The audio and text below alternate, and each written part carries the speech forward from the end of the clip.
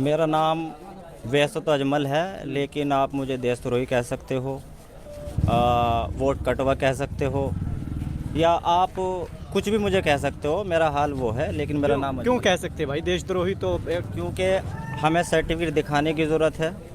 हम देश के हित में क्या किया है हमने, हम गद्दार है नहीं है, तो हमसे सर्टिफिकेट मांगा जाता है, हमें गद्दार बताया जाता है, देशद्रोही बताया जाता है, वोट कटवा बताया जाता है। तो हमारा तो हाल वो है कि एक गधा है और पीछे से मारता चला जा रहा है।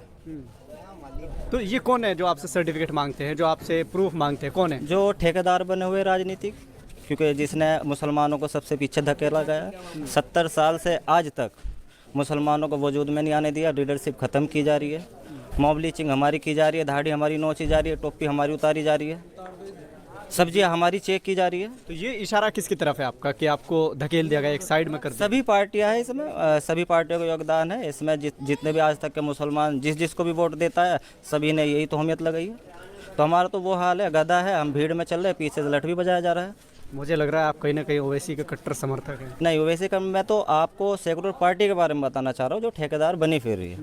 ओवैसी तो अब हमदर्द हुआ 70 साल के बाद, जब हमें देखा कि हाँ आज की डेट में हाल ये हो रहा है कि हमने आज तक वोट देने का काम किया, जब हक मांगने का काम किया तो हमें पीछे बिठाया गया और धकेला गया है।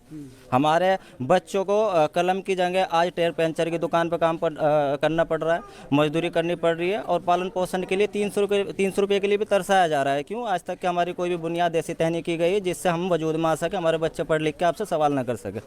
तो इस बार मीरापुर उपचुनाव का मौका मिला है, आपको वोट डालने का फिर से मौका मिला है। जी। क्या लगता है यहाँ की जनता का रुझान क्या है और किसकी तरफ यहाँ के लोग जाने का प्लान बना रहे हैं? देखिए, आज तक के हमने जब से हमारा देश आज़ाद हुआ है, आज तक के हमने सभी पार्टियों को देखा है और वोट भी भरपूर दिया है। चाहे मुलायम हो, मुलायम सिंह यादव जी हो, बसपा हमारी मायावती बहन जी हो, और जो भी और भी पार्टियां हो, सभी को हमने वोट दे के देख लिया है। लेकिन सब ने क्या किया, आज हमारे पास मौका है, क्योंकि जितने भी मुद्दे आज की डेट में एज ए ज़मीनी स्तर पर हो रहे हैं, चाहे वो CNRC का मुद्दा हो, वक्फ बोर्ड का मुद्दा हो, फेक इनकाउंटर का मुद्दा हो, ठीक है, या बुलडोजर चलाने की बात हो, तो उसकी केवल एक आवाज़ उठाना हमारे असुद्दीन ओवैसी साहब है। अब तो रुख उनकी तरफ है और इंशाल्लाह इसी को कामयाब करेंगे जब भी हम वजूद में आएंगे, क्योंकि नूनी रोटी नहीं खाएंगे और दरी नहीं बिछाएंगे। अच्छा, राष्ट्रीय अध्यक्ष ओवैसी जी को वोट देंगे। लेकिन कई लोग ये कह रहे हैं आपके बीच से कि चंद्रशेखर आज़ाद भी आपकी बड़ी आवाज़ उठाते हैं। नहीं उठाते, बिल्कुल नहीं उठाते।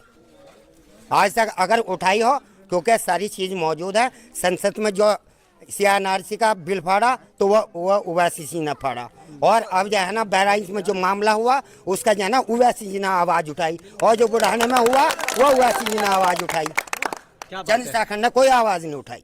वो तो अभी लोकल में कई नुक्कड़ सभाएं करके गए हैं, तो वो लगातार ये बता के गए हैं कि मैं इसके लिए आवाज़ उठा रहा हूँ, नमाज के लिए आवाज़ उठा रहा हूँ। नहीं, बिल्कुल सारी बनावटें है। जिस तरह हमें जो है ना कांग्रेस ने बहुत दिनों से धोखा दिया है, इसी तरह समाजवादी ने धोखा दिया है, इसी तरह भाजपा तो हमारी खुली दुश्मन है, इसी तरह चंद्रशेखर भी हमें धोखा दे रहा है, हमारा वोट लेना चाहता है। इसलिए हम जो है ना सब होशियार हो चुके हैं। कोई वोट किसी पार्टी को नहीं होगा, सिर्फ ओवैसी को होगा। लेकिन एक चीज़ जो कही जाती है कि अगर ओवैसी चुनाव लड़ेंगे तो बीजेपी जीत जाएगी। कोई ऐसी बात नहीं है बिल्कुल भी। इंशाल्लाह एक तरफा वोट होगा और इंशाल्लाह ओवैसी साहब जो है ना संसद में जाना कामयाब बनकर जाएंगे और हर एक मजलूम की आवाज़ उठाएंगे।